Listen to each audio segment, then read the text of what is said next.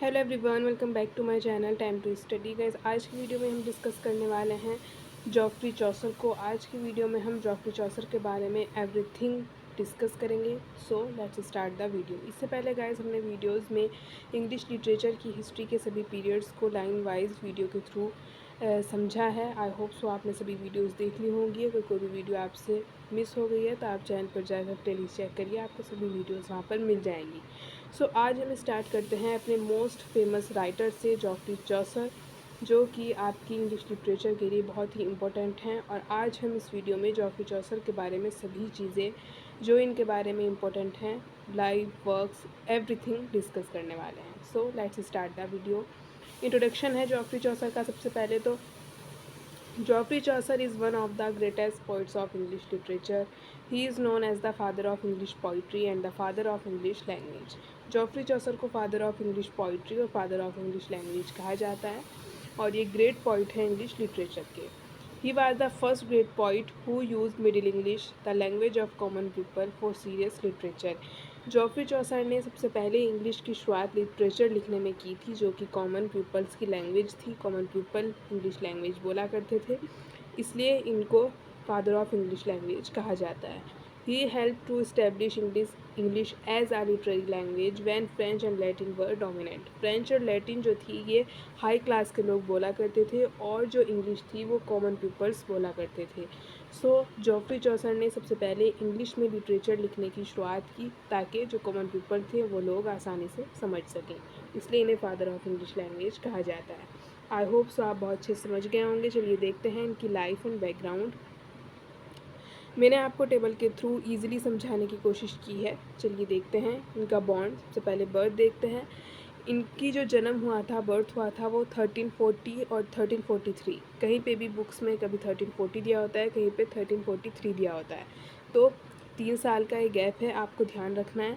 आप दोनों ही याद कर लेना, 40 और 43 में ज़्यादा डिफरेंस नहीं है, इसलिए कहीं पे 1340 दिया होता है, कहीं पे 1343, तो आप याद कर लीजिएगा अच्छे से। और लंदन में इनका बर्थ हुआ था। 1340 और 43 इनमें से कोई डेट थी और कोई सन था, और लंदन इंग्लैंड में इनका बर्थ हुआ था। इनकी डेथ हुई थी 25 अक्टूबर 1400, यानी कि 25 अक्टूबर 1400 में इनकी डेथ हुई थी। एज थी इनकी, जो टाइम पीरियड था वो था मिडिल इंग्लिश पीरियड। ऑक्यूपेशन था इनका पोइट, राइटर और सिविल सर्वेंट। लैंग्वेज थी इनकी middle English. And burial place जो था इनका वो था वेस्टमिंस्टर एबे। लैंग्वेज नोन, ये इंग्लिश, फ्रेंच और लैटिन लैंग्वेज जानते थे। फादर का नाम था इनके जॉन चौसर, जो कि वाइन मर्चेंट थे। इन्फ्लुएंस्ड बाय, इन पर प्रभाव था दांते का, पेट्रार्क का एंड बोकेसियो का, जो कि तीनों ही इटालियन राइटर्स थे। अब बात करते हैं जॉफ्री चौसर की एजुकेशन की। There is no clear record that Chaucer attend university, however scholars believes that he was well educated, या आप कह लीजिए he is well educated. He studied language, literature, history, law and religion. He learn through reading, travel and working in the royal court. Okay, आपको सुनने में अजीब सा लग रहा होगा कि जॉफ्री चौसर जो इतने ग्रेट राइटर हैं, उनकी कोई एजुकेशन की किसी को स्पेसिफिक जानकारी नहीं है, उन्होंने यूनिवर्सिटी अटेंड की थी। बट आप ये समझ जाइए, क्योंकि यहाँ पे ये रिकॉर्ड है, आपको ये याद रखना है। आगे बात करते हैं इनकी मैरिज की। Chaucer married Philippa Roet around 1366। Philippa served Queen Philippa, इन्हें क्वीन फिलिपा के नाम से जाना जाता है। They had children. Okay, Chaucer and Philippa Royd had 3 children, Thomas, Elizabeth, and Lewis. Some historians also mention a daughter named Agnes, but this is uncertain. आपको TEL ये trick है, इसके थ्रू आपको तीनों जो इनके चिल्ड्रंस थे उनके नाम याद रखने हैं, थॉमस, एलिजाबेथन और लेविस। ओके, तो ये इनके चिल्ड्रंस के नाम हैं। इन्फ्लुएंस ऑन चौसर। अब नेक्स्ट हेडिंग की तरफ चलते हैं। मैनी राइटर्स इन्फ्लुएंस्ड हिम, इनको बहुत से राइटर्स ने प्रभावित किया। अब देखते हैं किन राइटर्स ने जॉफ्री चौसर को प्रभावित किया था। उनमें सबसे पहले नाम आता है दांते का, जो कि इटालियन पोइट्री इन्होंने इनसे प्रभावित होकर लिखी। पेट्रार्क, जो कि ह्यूमनिज्म के लिए फेमस हैं। बोकेसियो, जो स्टोरी टेलिंग के लिए फेमस हैं। French poets, romance and courtly love. इस तरह ये इन राइटर्स से प्रभावित थे, इन्फ्लुएंस थे। ओके, तो चलिए देखते हैं जॉफ्री चौसर का हिस्टोरिकल बैकग्राउंड। सबसे पहले इम्पोर्टेंट इवेंट्स आते हैं जॉफ्री चौसर के बैकग्राउंड में। 100 ईयर वॉर इनके ही टाइम पीरियड में हो रहा था। Black Death, growth of towns and trade, rise of middle class, church corruption, beginning of the Renaissance spirit. These events influence his writing. Chaucer के टाइम में 100 year war था। Black Death जो एक plague फैली थी वो थी। Growth of towns and trade, यहाँ पे नए कस्बों का और व्यापार का विकास हो रहा था। राइज़ ऑफ मिडिल क्लास, यहाँ पे मिडिल क्लास जो मध्यम वर्ग के लोग थे उनके राइज़ हो रहा था। चर्च करप्शन यहाँ पे बहुत इंक्रीज़ था। और रेनेसा यहाँ पे शुरुआत के दौर में था। तो ये सारे इवेंट्स हिस्टोरिकल बैकग्राउंड में आते हैं जॉफ्री चौसर के। जॉफ्री चौसर के टाइम में सभी चीज़ें हो रही थी। लिटरेरी बैकग्राउंड देखते हैं हम। Most books were written in Latin और French.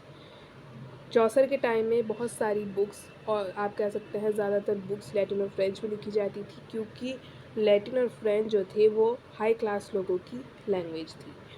English was not considered a prestigious literary language. जो इंग्लिश लैंग्वेज थी वो अच्छी भाषाओं में शुमार नहीं थी, अच्छी भाषा नहीं समझी जाती थी इंग्लिश लैंग्वेज को, क्योंकि इंग्लिश लैंग्वेज उस टाइम पर कॉमन पीपल बोला करते थे। आप कह लीजिए मिडिल क्लास लोग बोला करते थे इंग्लिश लैंग्वेज, और हाई क्लास बोला करते थे लैटिन और फ्रेंच। इसलिए ज़्यादातर जो वर्क्स थे वो लैटिन और फ्रेंच में लिखे जाते थे।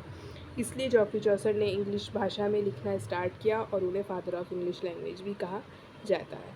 चौसर्स कंट्रीब्यूशन देखते हैं हम अब, जो कि बहुत ही इंपॉर्टेंट है। He prove that English could be use to write great literature. So Chaucer ने इंग्लिश में लिखना स्टार्ट किया सबसे पहले, और बहुत ही शानदार, बहुत ही ज़बरदस्त ग्रेट वर्क्स लिखे, जो कि आज भी मास्टरपीस कहे जाते हैं। राइटिंग स्टाइल देखते हैं चौसर का। जो मेन फीचर्स थे इनकी राइटिंग के वो थे simple and natural language, humour and satire जो कि इनकी मेन फीचर थी, realistic characters, vivid descriptions, social criticism, moral lessons and use of irony. ये चीज़ें इनकी मेन फीचर्स थी, ये मेन फीचर्स थे जॉफ्री चौसर की पोइट्री के। थीम्स देखते हैं इन्होंने क्या क्या थीम यूज़ की अपनी पोएम्स में। Chaucer wrote about human nature, love, religion, greed, pilgrimage, corruption, society, morality and friendship. अब देखते हैं हम मेजर वर्क्स को।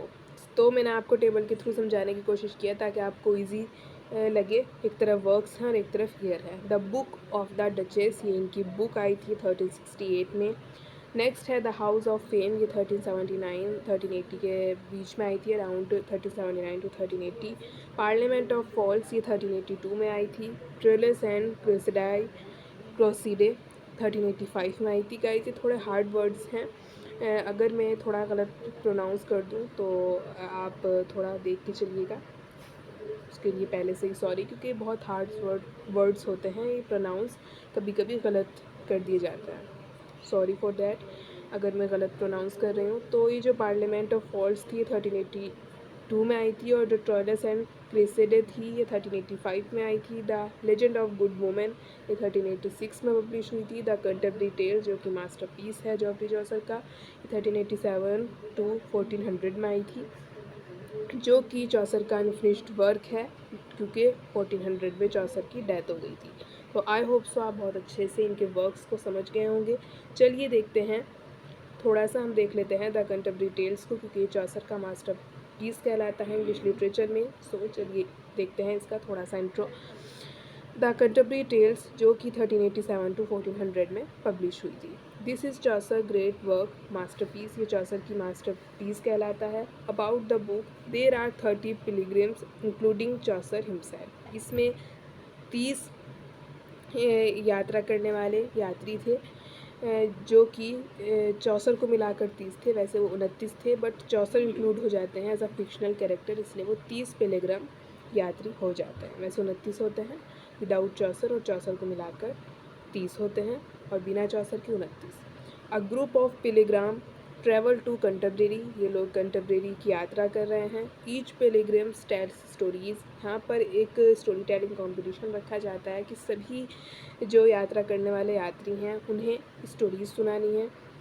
The stories represent different class of society, ये जो चौसर अपने यात्रियों के थ्रू स्टोरीज सुना रहे हैं ये रिप्रेजेंट करते हैं डिफरेंट क्लासेस को, बहुत ज़्यादा डिफरेंट सोसाइटी के डिफरेंट वर्क को विभिन्न वर्गों को ये रिप्रेजेंट करता है। They all are going to visit Thomas Becket shrine at cathedral. ये थॉमस बैकेट की जो शीरीन है कैथेड्रल में, वहाँ उसको विज़िट करने जा रहे हैं सभी यात्री। The work includes humour, morality and satire. ये जो पोएम है, वर्क है, इन चीज़ों को इंक्लूड करता है। Chaucer grave became the beginning of Poets Corner. ये मैंने आपको इम्पोर्टेंट चीज़ लास्ट में इंक्लूड कर दी है। वैसे द कंटेम्प्रेरी टेल्स यहाँ तक कंप्लीट हो जाता है इसका इंट्रोडक्शन, लेकिन लास्ट में मैंने इम्पोर्टेंट पॉइंट ऐड किया है। जो चौसर की ग्रेव थी, चौसर को जो ब्यूरी किया गया था पॉइट्स कॉर्नर में, ये शुरुआत थी, क्योंकि बाद में बहुत ही बड़े बड़े जो हमारे राइटर हुए उन्हें भी इसी जगह पर ब्यूरी किया गया। ओके, तो यहाँ पर इनकी जो डेथ हुई थी, उसके बाद जो इन्हें दफनाया गया था, बुरी किया गया था, ये पॉइंट्स कॉर्नर की शुरुआत थी। उसके बाद बहुत ही ग्रेट राइटर्स को भी उसी जगह पर ब्यूरीड किया गया था। आई होप सो आप इसे बहुत अच्छे से समझ गए होंगे। आज की वीडियो में हमने चौसर के बारे में सभी चीज़ें डिस्कस कर ली हैं। चौसर का लाइफ, उनका बैकग्राउंड और इवेंट्स, फीचर, मेन वर्क्स और उनका masterpiece the Canterbury tales. I hope so आपको बहुत अच्छे से समझ आ गया होगा। मैंने बहुत ही इजी लैंग्वेज में नोट्स बनाए हैं ताकि आपको पढ़ने में आसानी हो, बहुत ही आसानी से आपको लर्न हो जाए। आई होप सो आपको आज की वीडियो अच्छी लगी होगी। If you like, don't forget to like, share and subscribe. Thanks for watching again video till the and.